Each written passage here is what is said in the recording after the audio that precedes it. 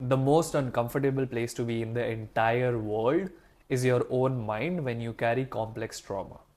In this video, I want to share how CPTSD made the first 18 years of my life a living hell and common habits that I stopped doing after researching and processing trauma for 6 years. If you'd like to understand the full impact of CPTSD on your life, I've made this free AI tool that tells you exactly how traumatic your childhood was. You just answer some questions and it gives you a score out of 100. You'll find it below this video. If you don't know what CPTSD is, unlike post traumatic stress disorder PTSD, which happens because of one major traumatic event, let's say war, assault, accidents, whatever, complex PTSD happens because of repeated trauma. So, if you lived in an environment where you experienced or witnessed repeated abuse, violence, mental illness, neglect, but not just those things, but subtler things, like in my example, like violation of your basic psychological needs as a child. Let me share some examples.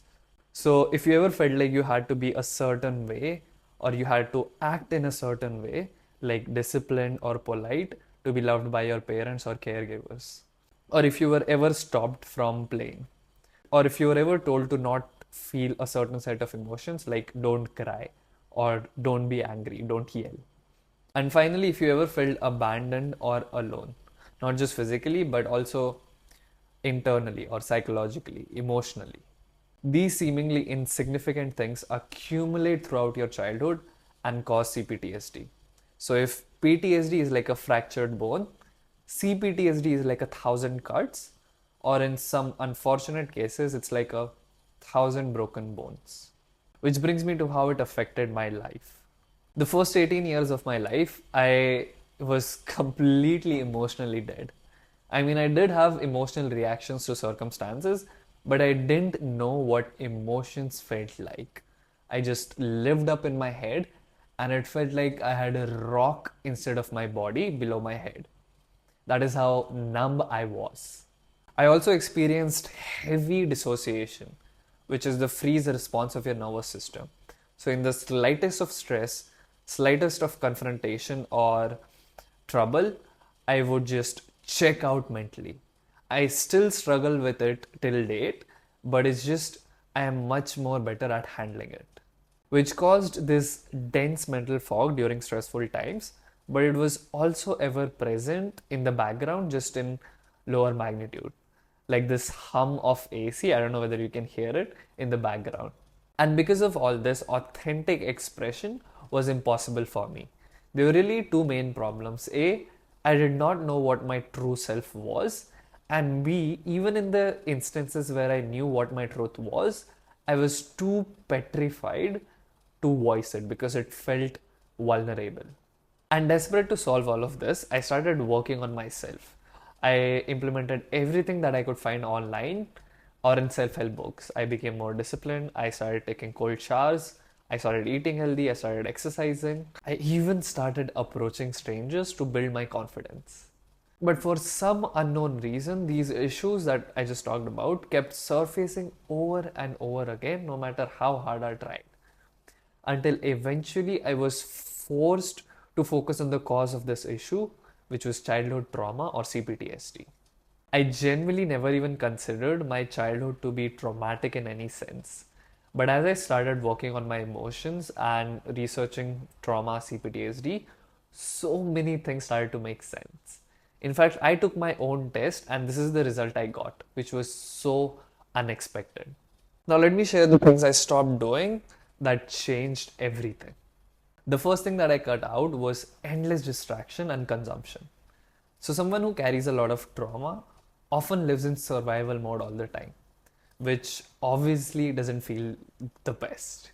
And when you're in survival mode, you tend to reach out a lot to distractions because they feel good, even though it's temporary. You might have noticed this in yourself when you're stressed out after a day's work and you just end up consuming endless content or even food. I noticed this lie that my mind was telling myself, and instead of getting trapped into the endless distraction cycle, I chose to get to the cause through a lot of introspection, a lot of emotion based meditation, through research and even getting coached. The second thing I got rid of was glucose spike. So when you have a meal, your body breaks it down to release energy or glucose. The more glucose your meal or food has, the higher of a glucose spike you get from it. When your glucose level rises and it is spiking, it feels good. Your body feels that it has a lot of energy. And that is exactly why we end up chasing these spikes and high glucose foods unconsciously with the same intention of feeling good. But these spikes are followed by crashes where you feel low energy, you feel lethargic, essentially, you feel like shit. We've all experienced this after having a big meal with a lot of carbs. When I started reducing these glucose spikes using easy hacks like walking after my meals or eating food in the right order, my emotional state became more stable. And I actually learned it from this book. So if you want to discover this topic more, I highly recommend it. The third thing that I stopped doing was being an emotional judge. By default, people who carry a lots of trauma judge a certain set of emotions as negative, whereas a certain set of emotions as positive. So, like, I want less of this and I want more of this. But this lowers your ability to process, understand, manage your emotions, even trauma. And even though it's a gradual and continuous journey, transitioning from an emotion judge to being an emotion scientist was one of the biggest and the most impactful change that I personally made on my journey. An emotion scientist is someone who is curious about their emotions. They ask themselves questions like, what am I feeling?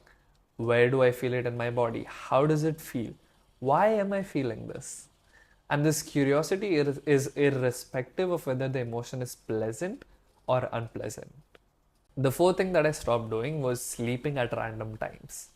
One thing that I've realized on my journey is that if you want to undo years of damage that you incurred, you have to utilize every bit of resource that you have to yourself. And you do this by working with your mind, body, your brain, even your breath, and not against it. Which is one of the reasons why I dislike mainstream therapy and even psychiatry, because they only focus on one aspect of you, which is, let's say, the mind or the brain. And prioritizing your sleep is the single most important thing you can do that benefits all aspects of you, which is precisely why I fixed up a constant sleeping schedule. The fifth thing that I stopped doing was wasting my mornings. Because I was sleeping consistently, I was waking up early and consistently. And not just that, but I added up this new habit of getting morning sunlight as soon as possible. And that just was a game changer for my mental health. I recently made a video on the topic about all the benefits of this tiny habit and everything you need to know to get the most out of it. I'll link it at the end. The sixth thing that I stopped doing was filling up every second of free time in my days.